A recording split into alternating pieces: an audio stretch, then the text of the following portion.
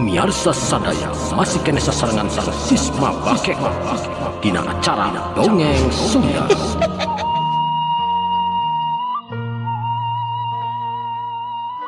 Bismillahirrahmanirrahim. Assalamualaikum warahmatullahi wabarakatuh. Alhamdulillah wa syukurillah mitra-mitra kaum dagu sadayana orang masih kena tiasa petepang dangu deui tiasa sasarangan di soksana semua di Jomantara ngalangkungan channel Sisma Bakekok neraskeun anca dongeng anu katunda dina dinten kamari jejerna Si Peloy karya Carsun Bakekok dina dinten ayeuna teh bagian anu ka 135. Mudah-mudahan ku ayana ieu acara dongeng teh sing ngajantenkeun panglipur kalbu pangebrahmana hiburan kanggo mitra-mitra sadayana di mana wae ayana di sekulakna di sekulukna anu sami-sami mika cinta tur mika resep kana seni budaya Sunda etang-etang memulai seni urang seni tradisional Sunda. Mitra-mitra kumaha dararamang dina dinten ayeuna atunya nuhun pisan atunya pambina mang mah tuh kan nuju teu damang gelingging panas tiris mudah-mudahan we sagala panyawat sing enggal-enggal diangkat di ku Allah Subhanahu wa taala tur didamangkeun sabihara-bihari deui nya. Kanggo urang sadayana mudah-mudahan urang sadayana sing aya dina ginanjar kawilujengan sing disehatkeun salawasna dipanjangkeun yuswana ditambihkeun rezekina tur digampilkeun dina sagala urusanana. Mitra-mitra sapadot nyangkelong tingkana waktu satu mangga urang dilajengkeun wae dongeng Sunda teh wilujeng ngadangukeun wilujeng manco dina HP-na masing-masing wilujeng ngadekem rung ah.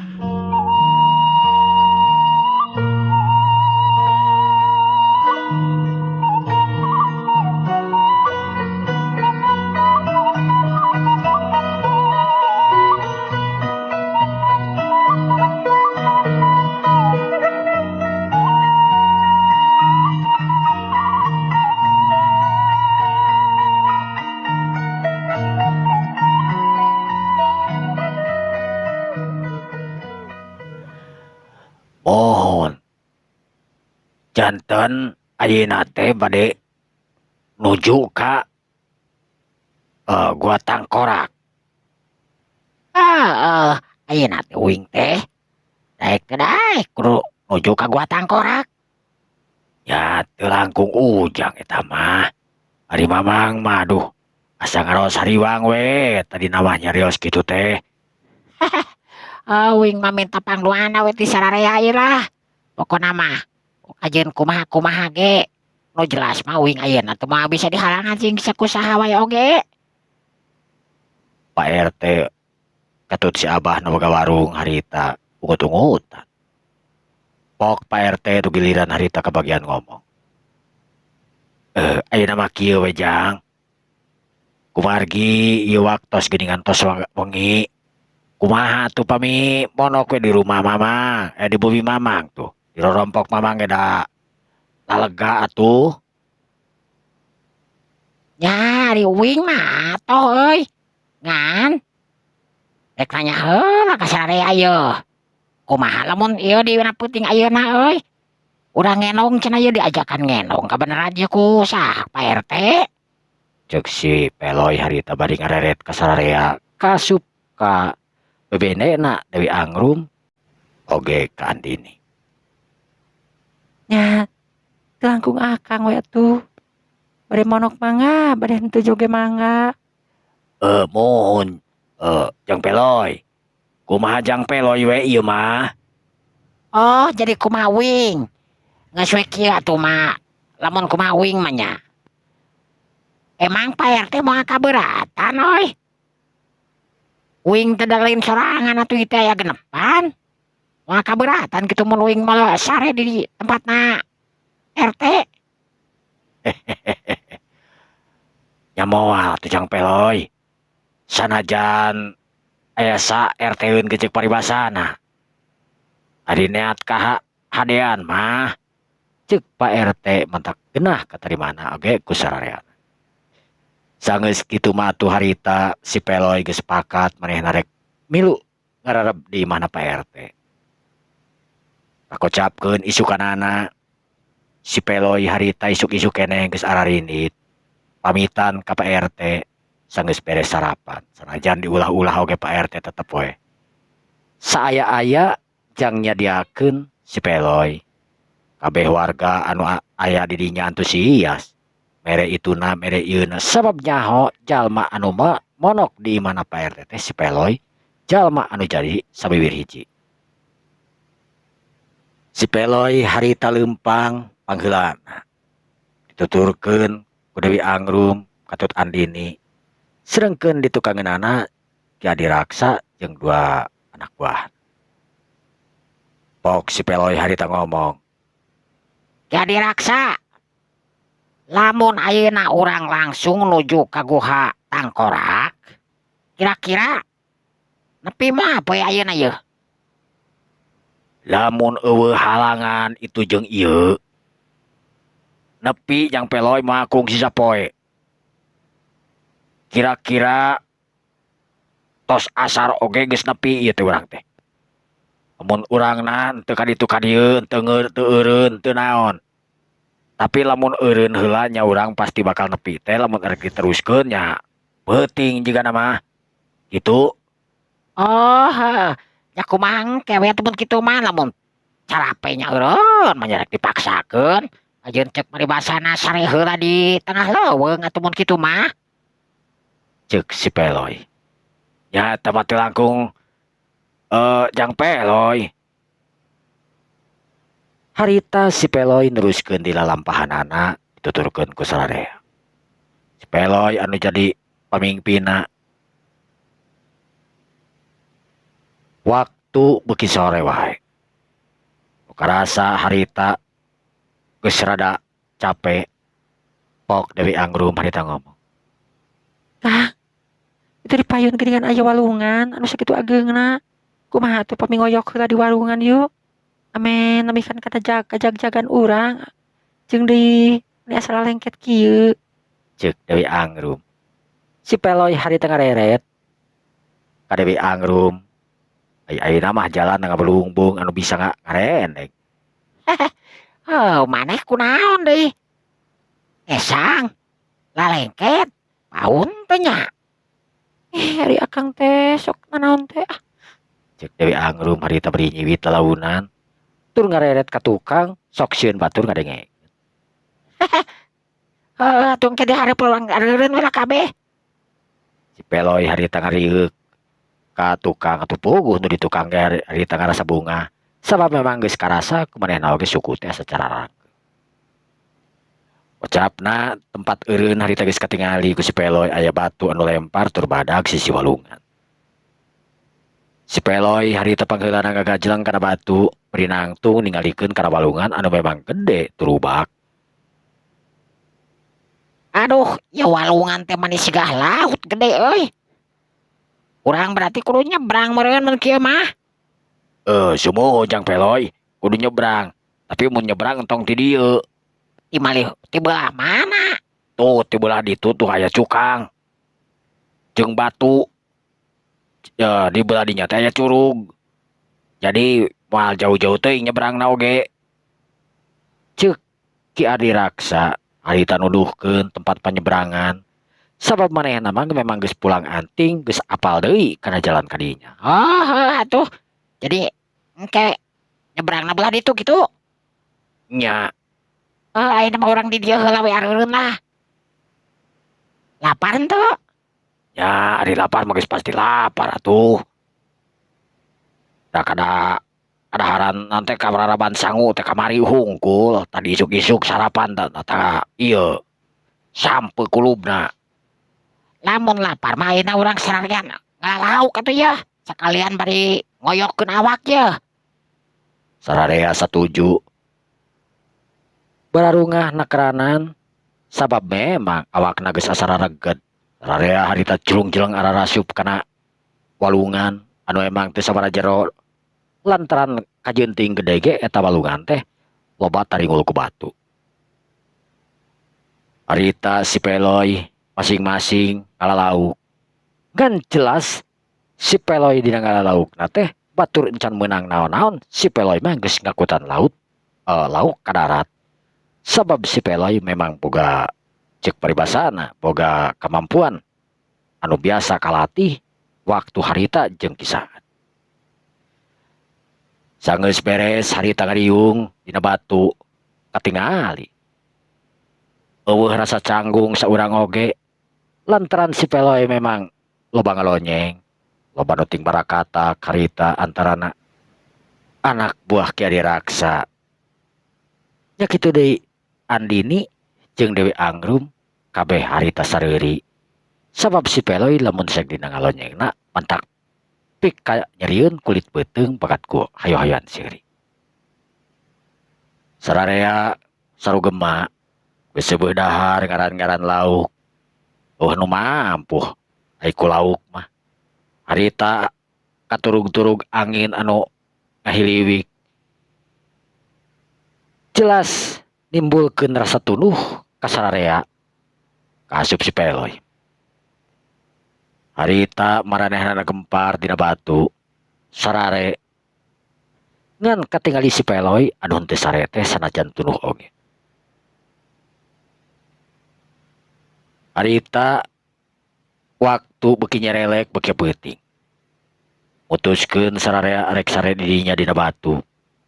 Ameh isuk-isuk salaleger cenah kitu. Sageus waktu peuting kaliwatan isuk-isuk anu sarare masih kena tibra. Si Peloy ngahudangkeun ka jalma-jalma anu masih kena hudang ku suling anu memang kumanehna dibawa saumur aya manehna. Si Peloy diuk dina luhur batu. Jalma anu masih kene sarare kasup Andini jeung Dewi Angrum anu tangtuna ngarasa tibra sare di dinya. Si Peloy ngakeulikeun harita sulingna. Anu katarimana ku Andini jeung Dewi Angrum. Suling si Peloy telir ibarat mawa ke alam kenyataan. Harita Andini ngimpi papanggih jeung hiji satria tur nyatakeun yen satria teh mika bogoh mika cinta ka manehanana. Ari Dewi Angrum nya kitu deui. Harita ningali si Peloy anu nangtung make baju sing sarupa bodas. Anu neuteup seukeut tur imut ka manehanana. Dewi Angrum harita peureum beuring ngadeuketan ka si Peloy. Kenyataan eta teh harita anu kahudang ku Ki Adi Raksa. Ki Adi Raksa perasaanana harita asa campur aduk. Kabawa ka alam kaimpian. Manehna ibarat diudag-udag setan. Ki Adi Raksa lumpat sakalumpat lampet teuing ka mana initna. Kabeh jalma nu aya di dinya ngarasakeun pangaruh tina eta suling anu antukna harita suling ku si Peloy ditarikeun. Karasa angin ngagelebug. Sabenerna si Peloy tengah haja ngan kulantaran manehna saeutik hayang apal sakumaha kakuatanana ieu suling. Lantaran baheula pernah waktu jeung guruna eta suling dicobaan ngaluarkeun kakuatan anu memang teu disangka. Seperti dina peuting harita subuh-subuh hujan pihujaneun hari tengah gayot. Suling anu melengir beuki tarik nimbulkeun harita pauntuy-untuyna guludug di langit anu hideung ku pihujaneun anu geus gagarayot. Guludug harita lir ibarat silih samar. Angin anu ngagelebug lir ibarat angin topan. Si Peloy sadar. Langsung ngeureunkeun sulingna. Sabab manehna oge ngarasa teu sadar. Tur antep niup sulingna. Aduh, aing nepi ka teu sabar kieu, sadar kieu ya. Aing teh loba nu sarare kumaha lamun kacentang ku gelap ya. Aduh, Ceuk si Peloy. Ari anu sare harita barang ngadenge anu ting gelebuk. Pangheulana hudang Dewi Angrum harita ngorejat. Anu tadina keur ngimpi langsung buyar dina impianana. Nya kitu Dewi Angrum katut nu lainna. Kabeh ting raringeuh. Ret tingali ke tempat urut asalna si Peloy tetela si Peloy geus eueuh. Kang Peloy. Kang, kemana Kang teh? Dewi Angrum harita luak liuk. Beri gogorowokan. Ngageroan ka si Peloy.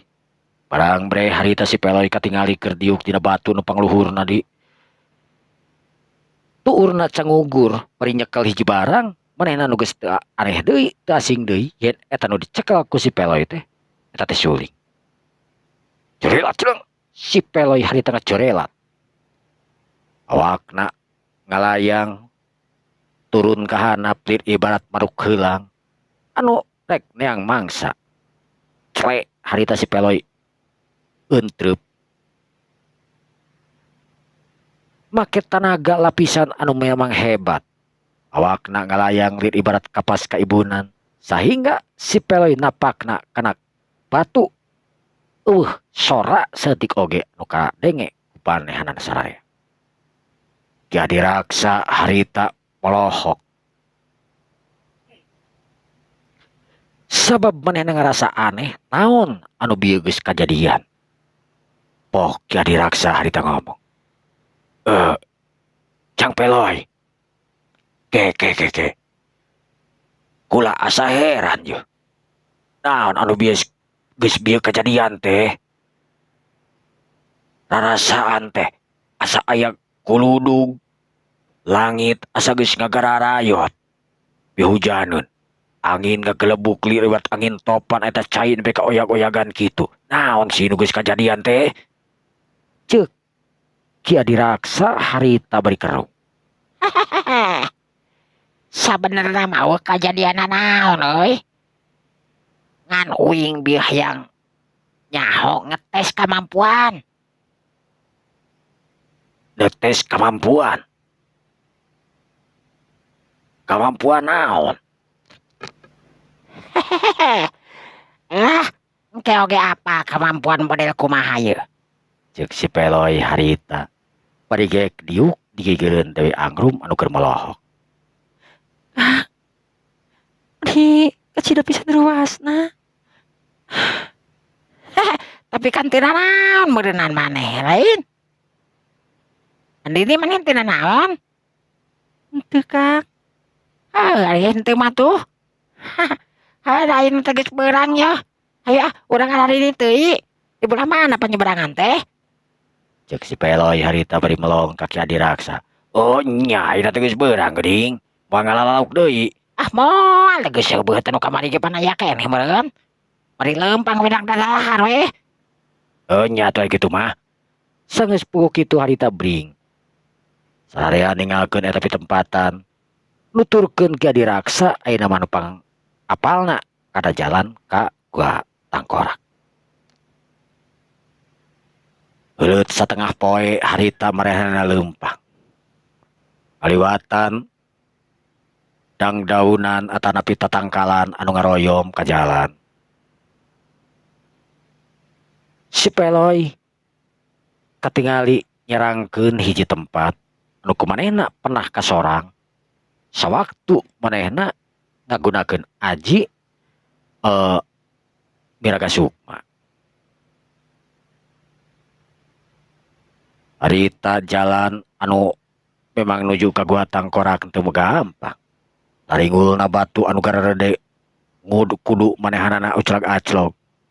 Nguras tenaga samemeh nepi ka pitempatan anu dituju.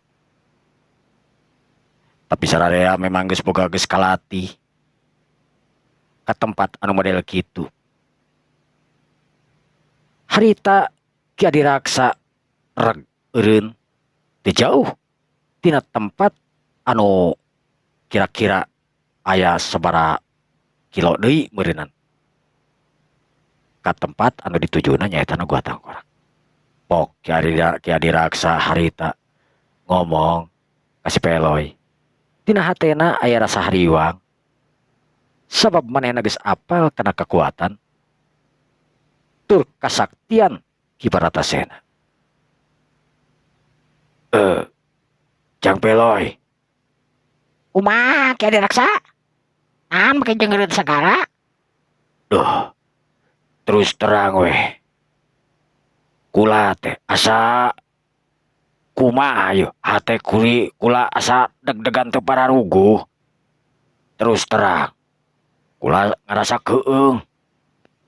Kahiji, kula geus apal kana kemampuan aji kasakten anu diboga ku guru kula nyaeta Ki Baratasena.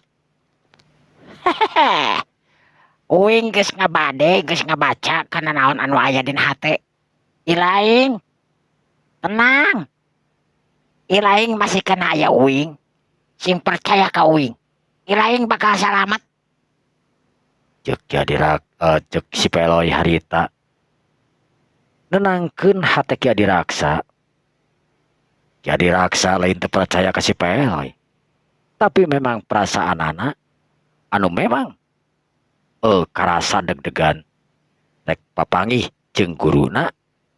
Manehna geus karasa salah nuduhkeun, tapi kituna teh teu lila sabab si Peloy kadenge ngomong. Ki Adi Raksa percaya henteu ka uing. Ya percaya mah percaya. Lamun percaya mah geus ulah loba teuing di pikiran. Bisa jadi begang tangke. Ki Adi Raksa harita ungut-ungutan bari seuri-seurina teh kudu seuri koneng. Harita sakabehna laleumpang. Kira-kira sabaraha ratus meter deui rek nepi ka Guha Tangkorak. Harita kadenge aya sora anu memang ngageleger. Tur handaruan nakeranan nyamut kamanehanana.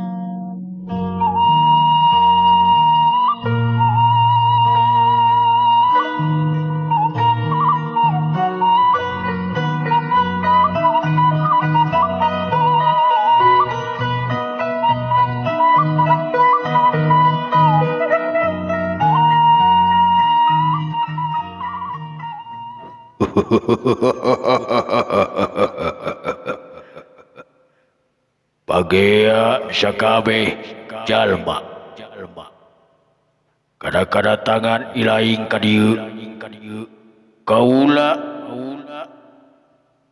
geus apal tur kaula nyambut kana kadatangan ilaing sakabeh.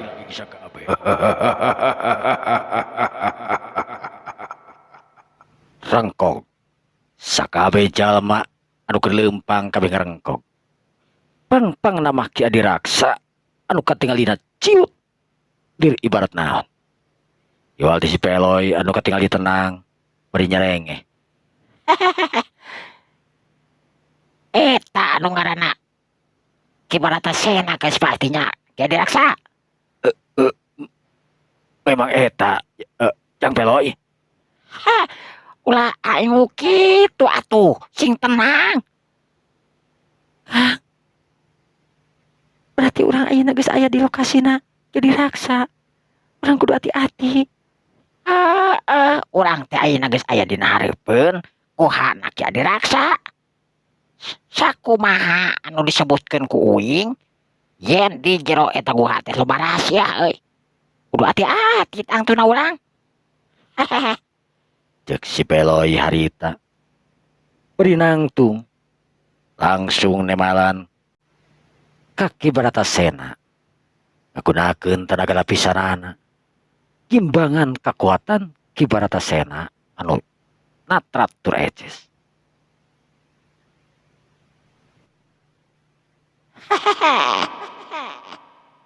Uing geus dibagiakeun ieu Ki Baratasena. Ayeuna mah kieu we leuwih hade keluar we. Ulah nyomput. Sabab uing geus sabenerna mah bisa nyomput. Uing geus pernah ka guha ieu sawaktu ilaing ngobrol ngariung. Ayeuna mah kieu we.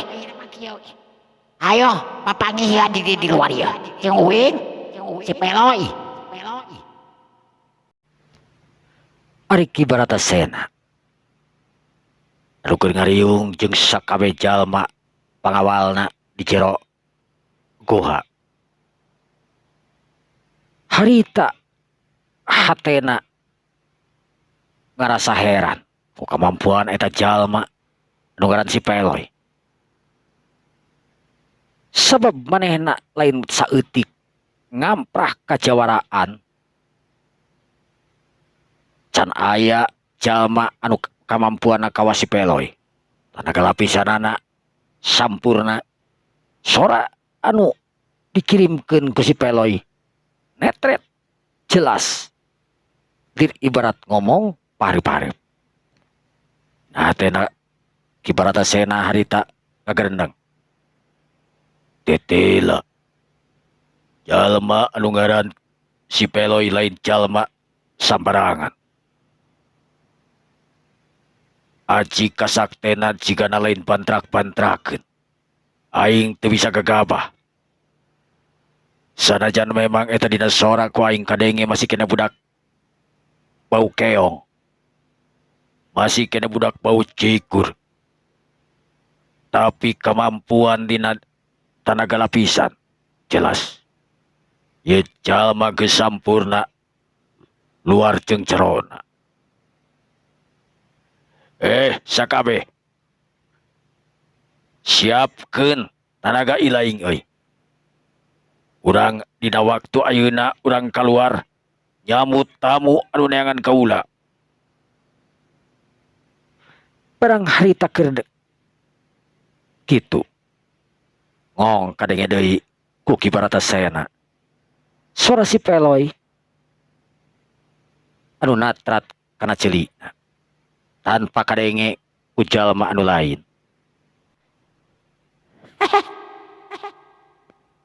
Ibarat sena ilaing sono kanu jadi anak ilaing euy awewe anu geulis rancunet namun teu sono ku uing rek dikawin we dayang papanggih ka dieu buruan sia. Kibarata sena barang ngadenge omongan aya anak anu datang. Kaget anu luar biasa. Kibarata sena hari tengah hulang biraga menang. Sehingga ditinggalikeun ku para anak buahna anu milu kaget. Naon anu keur dipikiran ku kibarata sena kitu ceuk pamikir anak buahna. Ampura guru. Naon anu keur diemutan teh guru? Nah di luar teh aya saha? Kaula bieu menang berita. Menang kabar ti luar di jalma nu ngaranna si Peloy. Yen si Peloy dibelengan cenah ku hiji wanoja anu geulis rancunit anu ngakukeun nyebut anak kaula. Kaula jadi penasaran. Saha eta wanoja teh nu sabenerna? Ayo, ayeuna keneh ulah nunggu waktu kaulah hayang apal mana wanoja anu dibawa ku si Peloy. Aing hayang apal. Ceuk kibarata sena harita. Kibarata sena geus nangtung siap-siap. Sedengkeun anak buahna oge harita siap samakta ku pakarang. Pangheulana mukakeun panto gerbang. Panto anu dijieunna tina batu. Pakai kunci-kunci rahasia. Harita kibarata sena lempang keluar ti eta guha. Barang nyog anjog ka pelataran anu eta pelataran teh kacida pisan ratana. Lir ibarat anu ngahaja menang nembok anu sok padahal eta batu. Kibarata sena luak liuk ningali belah mana musuh ayana atanapi jalma anu ngaranna si Peloy. Anu si Peloy tetela masih keneh aya ratusan meterna anu tangtu moal bisa katingali sanajan kumaha oge. Di mana ieu jalma ayana? Sorana netret di hareupeun pisan ceuli aing, tapi ai jalmana teuing di mana. Kaula muji kana kamampuanana. Ari si Peloy anu ngagunakeun aji panarawangan gaib geus ningali kaluarna kibartasena di guha. Manehna anu jauh aya sabaratus meter anu tangtu mah bisa katingali ku jalma biasa. Sabab ku jauhna